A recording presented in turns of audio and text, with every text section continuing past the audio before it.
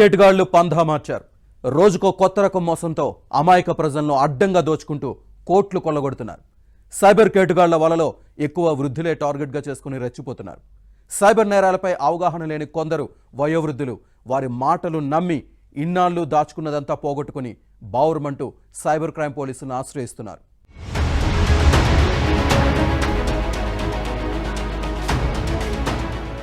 ఆయన రిటైర్డ్ ఉద్యోగి. కొద్ది రోజుల క్రితం ఓ గుర్తు తెలియని సైబర్ క్రిమినల్ ఫోన్ చేశాడు.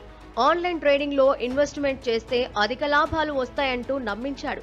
మొదటిలో పెట్టుబడులకు లాభాలు వచ్చినట్లు చూపించి మెల్లగా ఊబిలోకి దింపారు. చెప్పిన విధంగా దాదాపు 3 కోట్ల వరకు పెట్టుబడి పెట్టాడు. అప్పటి వరకు పనిచేసిన withdraw option cyber criminals close చేశారు.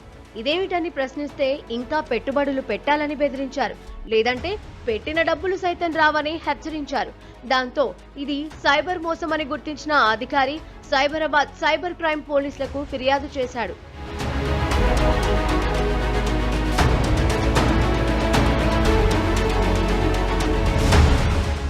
మరోవైపు డిజిటల్ అరెస్ట్ పేరుతో భయపెట్టి 73 ఏళ్ల వృద్ధురాలిని సైబర్ నేరగాళ్లు మోసం చేశారు. సికింద్రాబాద్ కు చెందిన రైల్వే రిటైర్డ్ మహిళా ఉద్యోగి నుంచి లక్షలు కొల్లగొట్టారు. రిటైర్డ్ మహిళకు వారం రోజుల క్రితం గుర్తు తెలియని వ్యక్తి ఫోన్ చేశాడు.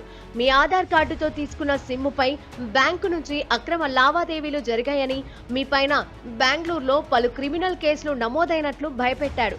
ఏ తప్పు చేయలేదని నిరూపించుకోవాలంటే మీ ఖాతాలో ఉన్న డబ్బంతా ఆర్బీఐ ఆధ్వర్యంలోని ఖాతాకు బదిలీ చేయాలని నమ్మించి 3 లక్షలు కొల్లగొట్టారు. అలాగే మనీ లాండరింగ్ లో క్రిమినల్ కేసులు నమోదయ్యాయని ఓ వృద్ధురాలిని సైబర్ నేరగాళ్లు బురిడీ కొట్టించారు.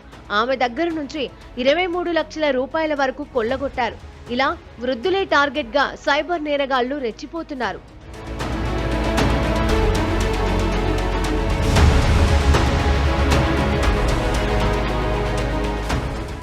వృద్ధులకు సైబర్ నేరాలపై అవగాహన లేకపోవడంతో క్రిమినల్స్ కొత్త నేరాలకు తెరతీస్తున్నారు. జీవనోపాధి కోసం దాచుకున్న డబ్బును పోగొట్టుకున్నారని సైబర్ క్రైమ్ పోలీసులు అంటున్నారు. ఎట్టి పరిస్థితుల్లోనూ గుర్తు తెలియని వ్యక్తుల ఫోన్లకు స్పందించొద్దని సూచిస్తున్నారు. డిజిటల్ అరెస్ట్ అనేది లేదని గుర్తించాలని పోలీసులు సూచిస్తున్నారు.